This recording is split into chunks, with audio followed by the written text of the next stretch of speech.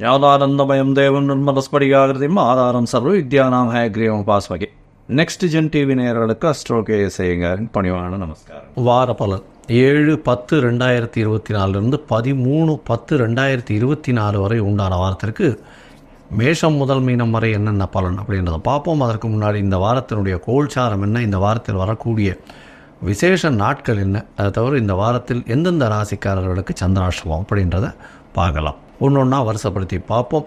முதல்ல இந்த வாரத்தினுடைய கோல்சாரம். காலபுருஷ தத்துவத்தின் 2வது ராசியான ரிஷபத்தில் குரு, மிதுனத்தில் செவ்வாய், கன்னியில் சூரியனும் கேதுவும், துலாத்தில் புதன் சுக்கிரன், கும்பத்தில் சனி வக்ரம், ராகு மீனத்தில். இந்த வாரத்தில் பார்த்தோம்னா தமிழ் 21, ஆங்கிலம் 7ஆம் தேதி 7/10 அன்றைக்கி கார்த்தால புதன் கிரகம் தன்னுடைய கன்னியா ராசியிலிருந்து அடுத்து உள்ள துலா ராசிக்கு பெயர்றார். இந்த வாரத்தில் அதிவேகமாக செல்லக்கூடிய கிரகமான சந்திர பகவான் விருச்சிக ராசி அனுஷ நட்சத்திரத்திலிருந்து சதய நட்சத்திரம் கும்பராசி வரலும் போகிறார். இந்த வாரத்தில் இருக்கக்கூடிய கோல்சார நிலை இது. சரி, இந்த வாரத்தில் வரக்கூடிய விசேஷ நாட்கள் என்ன அப்படின்னா, இந்த வாரம் மொத்தமே விசேஷம்தான். ஏன்னா நவராத்திரி வாரமாக இருக்கிறது. 3ஆம் தேதியிலிருந்து நவராத்திரி ஆரம்பிச்சுடுத்து. முதல் 3 நாட்கள் அப்படின்னு சொல்லக்கூடியது துர்க்கை அம்மனுடைய வழிபாடு, மிகவும் ஏற்றமான காலகட்டம். அதற்கு பிறகு 3 நாட்கள் லக்ஷ்மி, அதற்கு பிறகு 3 நாட்கள் சரஸ்வதி. அப்படி 9 நாட்களும் 3 இவர்களும், அதாவது துர்கா, லக்ஷ்மி, சரஸ்வதியின் 3 தெய்வங்களையும் அதீதமாக கொண்டாடக்கூடியது. அதற்கு பிறகு விஜயதசமி கடைசி 10ஆவது நாள். இந்த வாரத்தில் பார்த்தலையானால் விஜயதசமி வருது. பெரிய ஏற்றமான காலகட்டம். புதுசாக அக்ஷர அபியாசம், அதோட புதுசாக பூஜை போடுறது, அதாவது வியாபாரத்திற்கு சரத்தை ஓப்பன் பண்ணுறது, புதிய விஷயங்கள் ஸ்டார்ட் பண்ணுறது, இது எல்லாமே இந்த வாரத்தில் நடக்கக்கூடிய காலகட்டம். பெரிய ஏற்றமான வாரம். இந்த வாரத்தில் பார்த்தோம்னா சஷ்டி திதி வருது. 9ஆம் தேதி அன்றைக்கி சஷ்டி திதி. சஷ்டி விரதம் வளர்பிறை சஷ்டி வேறு. அதனால் சஷ்டியில் விரதம் இருந்தால் அகப்பையில் குழந்தை பிராப்தி ஏற்படும்னு சொல்லுவாங்க. அதனால் சஷ்டி திதி விரதம் இருக்கிறவங்க முருகனுக்கு வேண்டிட்டு இருக்கிறதன் மூலியமாக அவர்களுக்கு குழந்தை பிராப்தி ஏற்படக்கூடிய காலகட்டமாக அமையும். இதுவும் வளர்பிறை சஷ்டி, கேட்ட வரங்கள் அனைத்தும் கிடைக்கக்கூடிய காலகட்டமாக அமைய போகிறது. இந்த வாரத்தில் வெள்ளிக்கிழமை அன்றைக்கே சரஸ்வதி பூஜை. அதுக்கு அடுத்த நாள் பார்த்தோம்னா வைஷ்ணவ சரஸ்வதி பூஜைன்னு போட்டிருக்கோம். என்ன ஒரே ஒரு வித்தியாசம் அப்படின்னா, அதாவது அஷ்டமி கார்த்தால் ஆரம்பிக்கணும். எந்த ஒரு திதியும் அன்றைக்கி கார்த்தால் ஆரம்பித்ததுலேருந்து இருந்ததுனா மட்டும்தான் வைஷ்ணவ திதியாக எடுத்துக்கொள்கிறேன். அதனால் பார்த்தேலையானால் சரஸ்வதி பூஜைக்கு ஸ்மார்த்த சரஸ்வதி பூஜை, வைஷ்ணவ சரஸ்வதி பூஜைன்னு 2 நாள் காட்டும். அதே மாதிரி ஸ்மார்த்த விஜயதசமி, வைஷ்ணவ விஜயதசமின்னு 2 நாள் காட்டும். அதே மாதிரி பார்த்தேலையானால் விஜயதசமி அன்னைக்கு எல்லா விதமான ஆயுதங்கள், பொருட்கள், எல்லா விதமான விஷயங்களும், உங்களுடைய உபகரணங்கள் எதுவாக இருந்தாலும் உங்களுடைய வாழ்க்கைக்கு உபயோகப்படுறது, உங்களுடைய வாழ்வியலில் அது கலந்து இருக்கக்கூடியது. அதை தவிர உங்களுக்கு எதுவும் ஹெல்ப்பாக இருக்கக்கூடியது, அதன் மூலியமாக பொருள் ஈட்டக்கூடிய விஷயங்கள் எதுவாக இருந்தாலும் அதற்கு பூஜை போடுவதும், வண்டி வாகனங்கள், இந்த கூர்மையான பொருட்கள், வஸ்துக்கள், இது எல்லாத்துக்குமே அன்றைக்கி பூஜை போடுறதும் எல்லாமே நல்லபடியாக இருக்கணும்னு ஆண்டவனை பிரார்த்தனை பண்ணுறதும், எல்லா விதமான விஷயங்களும் வெற்றிக்காக நல்ல வழி வகுக்கணும்னு வேண்டிக்கிறதும், இந்த விஜயதசமி ஆயுத பூஜையினுடைய வாழ்த்துக்களையும் என்னுடைய மூலமாக நான் இப்பொழுது உங்களுக்கு எல்லாருக்கும் சொல்கிறேன். இந்த வாரம் பார்த்தலையானால் ஞாயிற்றுக்கிழமை அன்றைக்கி ஏகாதசி வைணவர்களுக்கு ஒரு பெரிய விசேஷமான நாள். இந்த வாரத்தில் பார்த்தோம்னா அதாவது ஞாயிற்றுக்கிழமை அன்றைக்கி ஏகாதசி வருது. உபவாசம் இருப்பா. அன்றைக்கி அந்த உடைச்ச அரிசியில் சுஜ்ஜி மாதிரி பண்ணி சாப்பிட்றதும், அதை தவிர ஜீரா பிரசாதம் சாப்பிட்றதும், அதாவது வயசானவா, உடல் நலத்தில் சற்று பாதிக்கப்பட்டவங்க, அதாவது பேஷண்ட்டாக இருக்கிறவங்க, கர்ப்பிணி பெண்கள், இவாளுக்கெல்லாம் எக்ஸப்ஷன்ஸ் இருக்கும். இருந்தாலும் அவள் இருக்கணும் பிரியப்பட்டாலேயானால் இந்த மாதிரி விஷயங்களை ஒரே ஒரு வேளை சாப்பிட்டுட்டு இருக்கிறது பெரிய விசேஷம். அதை தவிர சகஸ்ரநாமம் கேட்டுருக்கிறதும், அதை தவிர பெருமாளுக்கு உண்டான நாம சங்கீர்த்தனை பாடுறதன் மூலியமாகவும் நல்ல ஏற்றம் கிடைக்கும். அதுவும் ஏகாதசி அன்னைக்கு. சரி, இந்த வாரத்தில் எந்தெந்த ராசிக்காரர்களுக்கு சந்திராஷ்டமம் பார்ப்போம். மேஷம், ரிஷபம், மிதுனம், கடகம், இந்த 4 ராசிக்காரர்களுக்கும் சந்திராஷ்டமம். சந்திராஷ்டமம்னா உங்களுடைய பிறந்த ராசியிலிருந்து 8வது ராசியில் சந்திர பகவான் மறைந்திருக்கக்கூடிய காலகட்டம்.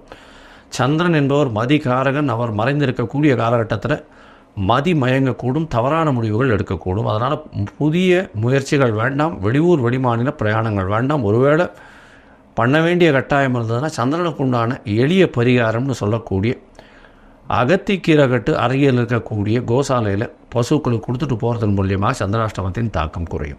சரி, இந்த வாரம் மேஷம் முதல் மீனம் வரை எப்படி இருக்குது ஒரு நாள் ஒரு ராசிக்காரர்களுக்கும் அப்படின்றத பார்க்கலாம். அதற்கு முன்னாடி என்னுடைய மொபைல் நம்பர் இந்த யூடியூப்பில் கீழே ஸ்க்ராலிங்கில் வரும். என்னுடைய மொபைல் நம்பர். உங்களுக்கு அஸ்ட்ராலஜிக்கல் கன்சல்ட் தேவைப்பட்டதுன்னா எனக்கு காண்டாக்ட் பண்ணுங்க. உங்களுடைய நேம், அதாவது பெயர், உங்களுடைய தாய் தகப்பனார் பெயர், உங்களுடைய டேட்டு, பிறந்த தேதி, மாதம், வருடம், பிறந்த இடம், அதாவது எந்த ஊரோ அந்த ஊர், பிறந்த நேரம், இது மட்டும் எனக்கு அனுப்புங்க. என்னுடைய கட்டணம் என்னன்று சொல்கிறேன். அதற்கு பிறகு உங்களுடைய ஜாதகத்தை போட்டு சந்தி இருக்கான்றதை முதல்ல பார்க்குறேன். ஏன்னா முக்கால்வாசி ஜாதகம் நான் பார்த்தது எல்லாமே சந்திரனோட சந்தி இருக்குது, அதாவது நட்சத்திர பாத சந்தி இருக்குது, அதை தவிர லக்ன பாத சந்தி இருக்குது. அதாவது மிருகசீரிஷம்னு சொல்லிட்டு ரிஷப ராசின்னு நினச்சின்னு இருப்பா, மிதுன ராசியாக இருக்கும். அந்த மாதிரி சந்தியில் இருக்கிறதுனால எந்த ராசி அவள் அர்ச்சனை பண்ணுறான்றதே தெரியாது. அதற்கேற்ற மாதிரி அவளுடைய தசாபுக்தியும் ஒரு நல்ல ஏற்றத்தை கொடுக்காது. ஏன்னா இவள் நினச்சின்னு இருப்பா இந்த ராசிக்கு உண்டானது, அதாவது துலா ராசி விசாக நட்சத்திரம்னு நினச்சிட்டு இருப்பா. ஆனால் விருச்சிக ராசி விசாக நட்சத்திரமாக இருக்கும். அதனால் இந்த பர்டிகுலர் கிரகம் நல்லபடியாக இருக்கும், ஏற்றத்தை கொடுக்கும்னு நினைப்பா. துலா ராசிக்காரர்களுக்கு குரு அந்த அளவுக்கு ஏற்றத்தை கொடுக்காமல் இருப்பார். ஏன்னா 3, 6க்கு உண்டானவர். அவர் இன்னொரு மறைவு ஸ்தானமோ ஆபோகலி ஸ்தானத்திலோ இருந்தால் ரொம்ப நல்லது. ஆனால் அவர் வேலை ரொம்ப ஸ்ட்ராங்காக இருந்துட்டார்னா கஷ்டம். அதனால் சந்தி இருக்கிறத முதல்ல பார்த்துட்டு உங்களுக்கு உண்டான ஜாதகத்தை போட்டு அதற்கு பிறகு உங்களுக்கு உண்டான எளிய பரிகாரம், இருக்கக்கூடிய பிரச்சனைகள் என்ன ஏதுன்றதை அலசி ஆராய்ந்து உங்களுக்கு தொடர்பில், அதாவது ஆன்லைன் கன்சல்ட்டிங்கோ இல்லைன்னா நேரம் பார்க்கணும்னா அப்பாயின்மெண்ட் முன்னாடி எடுத்துகிட்டு வாங்கும். இப்போது மேஷம் முதல் மீனம் வரை 7/10/2024 13/10/2024 வரை உண்டான பலன்களை ஒன்றா பார்க்கலாம். தனுசு, மூலம், பூராடம், உத்திராடம், இந்த 3 நட்சத்திரம் 9 பாதங்களை கொண்ட ராசி. ராசியின் அதிபதினு சொல்லக்கூடிய ஒரு குரு பகவான் 6ஆம் இடத்துல இருக்கு. 6ஆம் இடத்துல இருக்கும் பொழுது பார்த்தோன்னா உங்களுடைய உடல்நிலை பின்னடைவு இருக்கும். புதிய கடன் வாங்கிக்க வேண்டிய காலகட்டமாக இருக்கும். வேலையில் மாற்றங்கள் கொஞ்சம் அதிகமாகவே இருக்கக்கூடிய காலகட்டமாக இருக்கும். ஏன்னா ஒரு 6ஆம் இடத்துலையும் பார்த்தோன்னா வேலையில் ஸ்திரத்தன்மை இருக்காது. பிரச்சனைகள் கொஞ்சம் அதிகமாகவே இருக்கக்கூடிய காலகட்டமாக இருக்கும். ஸ்ட்ரெஸ்ஸு கொஞ்சம் அதிகமாக இருக்கும். ஏன்னா வக்கரகதியில் சனி பகவான் வேறு 3ஆம் இடத்துல. முயற்சிகள் எல்லாமே பின்னடைவு ஏற்படுத்தக்கூடிய காலகட்டமாக அமைப்பது. இந்த வாரத்தில் பார்த்தோன்னா உங்களுடைய ராசிக்கு 4ஆம் இடத்துல ராகு பகவான் இருக்கிறதால தாயின் உடல்நிலை சற்று பின்னடைவு இருக்கும். இருந்தாலும் புதிய வீடு மனை வாங்கக்கூடிய பாக்கியம் உண்டு. பணவரவிற்கு பஞ்சம் இருக்காது. உங்களுடைய ராசிக்கு சமசப்தமத்தில் செவ்வாய் இருக்கிறதுனால உடல்நிலையில் சற்று பின்னாடி இருக்கும். ஏற்கனவே குரு 6ஆம் இடத்துல இருக்கிறதுனாலையும் 7ஆம் இடத்துல செவ்வாய் இருக்கிறதுனாலையும் பின்னாடி உடல் நலத்தில் இருக்கும். 5ஆம் அதிபதி 7ஆம் இடத்துல இருக்கிறதுனால காதல் இந்த மாதிரியான விஷயங்களில் சிறு சிறு பிரச்சனைகள் வரக்கூடிய வாய்ப்புகள் உண்டு. உங்களுடைய ராசிக்கு பார்த்தீங்கன்னா 10ஆம் இடத்துல சூரியனும் புதனும் இருக்கிற 9ஆம் அதிபதி 10ஆம் இடத்துல இருக்கிறது விசேஷம். இருந்தாலும் கேத்துவோட சம்பந்தத்தில் இருக்கக்கூடிய காலகட்டம். புதிய தொழில் அமையக்கூடிய வாய்ப்புகள் உண்டு. தொழில் மாற்றங்கள் ஏற்படக்கூடிய வாய்ப்புகள் நிச்சயமாக இருக்கும். உங்களுடைய ராசிக்கு 11ஆம் இடம் வலுத்து போகிறது. சுக்கிரனும் புதனும் இருக்கக்கூடிய காலகட்டம். 10ஆம் அதிபதியும் 11ஆம் இடத்துல இருக்கக்கூடிய காலகட்டமாக வேறு. 10ஆம் அதிபதி 11ஆம் இடத்துலையும் 11ஆம் அதிபதி ஆட்சி பெற்று போயிருக்கிறதுனால நல்ல ஒரு ஏற்றம் கிடைக்கக்கூடிய காலகட்டமாக அமையாது. இந்த வாரத்தில் பார்த்தீங்கன்னா அதாவது 11ஆம் இடம் வலுத்து போகிறதுனால மூத்த சகோதரர்கள் மூலியமாக நல்ல ஒரு ஏற்றமான செய்தி வரக்கூடிய வாய்ப்புகள். அது தவிர வெளியூர் வெளிமாநிலம் செல்லக்கூடிய பாக்கியங்களும் நிச்சயமாக உண்டு. குழந்தை பிராப்தி ஏற்படக்கூடிய பாக்கியம் உண்டு. ஏன்னா 5ஆம் அதிபதி 7ஆம் இடத்துல உங்களுடைய ராசியை பார்க்குறது ரொம்ப விசேஷம். அது தவிர அதாவது உங்களுடைய ராசிக்கு 5ஆம் இடத்தை சுக்கிரனும் புதனும் பார்க்கறது சமசப்தம பார்வையில் நல்ல ஒரு ஏற்றம் கொடுக்கக்கூடிய காலகட்டம். இந்த வாரத்தில் பார்த்தீங்கன்னா அதிவேகமாக செல்லக்கூடிய கிரகமான சந்திர பகவான் உங்களுடைய ராசிக்கு 12ஆம் இடத்துல இந்த வாரத்தை ஆரம்பிக்கிறார். 7/10/2024 13/10/2024 வரலும் உண்டான வாரத்தில் சந்திர பகவான் உங்களுடைய ராசிக்கு 12ஆம் இடத்துல இருக்க, அதாவது 7ஆம் தேதியிலிருந்து 9ஆம் தேதி காலத்தால் வரலும் குருவின் பார்வையில் இருக்க.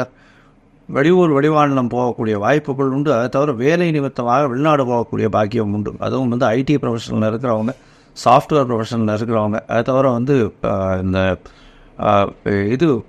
அதாவது இன்சூரன்ஸ் கம்பெனியில் இருக்கிறவங்க, டீச்சிங் ப்ரொஃபஷனில் இருக்கவங்க, அதை தவிர இந்த அதாவது கோல்டு பிஸ்னஸ் பண்ணுறவங்க, இவங்களுக்கெல்லாம் பெரிய ஏற்றம் கிடைக்கக்கூடிய காலகட்டமாக அமையப்போகுது. உங்களுடைய ராசியிலேயே வந்து சந்திர பகவான் ராசியில் வரும்போது சந்திர மங்கள யோகம் ஏற்படுறது 9ஆம் தேதி அதிகாலை 1:30 மணியிலிருந்து 11ஆம் தேதி காலை ஒரு 8 மணி வரலும் இருக்கக்கூடிய காலகட்டம். இந்த காலகட்டத்தில் பார்த்தீங்கன்னா சந்திர பகவான் உங்களுடைய ராசியிலேயே இருக்க சப்தமத்தில் செவ்வாய் பகவான் இருக்கிறது பெரிய ஏற்றத்தை கொடுக்கக்கூடிய காலகட்டமாக அமையும். சந்திர மங்கள யோகம் அமைகிறது. 8ஆம் அதிபதி உங்களுடைய ராசியில் இருந்து 5ஆம் அதிபதியின் பார்வை பெறுறது பெரிய ஏற்றம். இதன் மூலியமாக பார்த்தலையான உங்களுடைய உடல் நலத்தில் சற்று முன்னேற்றம் ஏற்படக்கூடிய வாய்ப்புகள் உண்டு. அதை தவிர பார்த்தலையான வெளிநாட்டிலிருந்து திடீர் பணம் வரக்கூடிய வாய்ப்புகளும், அதாவது லேண்டு விற்கணும்னு பார்த்துட்டு இருந்தீங்கன்னா அது வந்து நல்ல சேல்ஸ் ஆகக்கூடிய வாய்ப்புகளும், குழந்தை மூலியமாக நல்ல ஒரு ஏற்றம் கிடைக்கக்கூடிய காலகட்டமும் வரும். இந்த வாரத்தில் உங்களுடைய ராசிக்கு 2ஆம் இடத்தில் சந்திர பகவான் போகிறார். அதாவது 11ஆம் தேதியிலிருந்து 13ஆம் தேதி காலை ஒரு 11:30 மணி வரலும் இருக்கக்கூடிய காலகட்டமாக இருக்குது. இந்த காலகட்டத்தில் உங்களுடைய ராசிக்கு 2ஆம் இடத்துல குரு சந்திர யோகம் அமையிறது. அது வந்து குருவின் பார்வை இருக்கிறதுனால நல்ல ஒரு ஏற்றம். பண வரவிற்கு பஞ்சம் இருக்காது. மறைந்த இடத்துலேருந்து திடீர் பண வரவு வரும். இன்சூரன்ஸ் ரேஸு லாட்ரி இந்த மாதிரியான விஷயங்கள் மூலியமாக நல்ல ஒரு ஏற்றமான காலகட்டமாக அமையப்போகுது. இந்த வாரத்தில் உங்களுடைய ராசிக்கு 3ஆம் இடத்துல சந்திர பகவான் போகிறார். அதாவது 13ஆம் தேதி காலை ஒரு 11:30 15ஆம் தேதி மாலை ஒரு 4:30 மணி வரலும் இருக்கக்கூடிய காலகட்டத்தில் நல்ல ஒரு ஏற்றம் கிடைக்கக்கூடிய வாய்ப்புகள் உண்டு. முயற்சிகள் எல்லாம் வெற்றியடையும். இருந்தாலும் சிறு சிறு தடைகளுக்கு பிறகே வெற்றியை கொடுக்கும். 8ஆம் அதிபதியான மறைந்த ஸ்தானாதிபதி இன்னொரு மறைவு ஸ்தானத்தில் இருக்கிறதன் மூலியமாக வெளிநாடு போகணும்னு பார்த்துன்னு இருக்கிறவாளுக்கு நல்ல ஒரு ஏற்றம் கிடைக்கும். திடீர் பணம் வரக்கூடிய வாய்ப்புகள் இருக்கும். இந்த வாரத்தில் நீங்கள் அருகில் இருக்கக்கூடிய ஆஞ்சநேயரை போய் வழிபட்டு வர்றதும், அவருக்கு ஒரு உடபால சாத்திட்டு வர்றதன் மூலியமாக உங்களுக்கு எல்லா விதமான ஏற்றங்களும் மாற்றங்களும் வரும். லோகா சமஸ்தா சுகினோ பவந்து. நன்றி, நமஸ்கார்.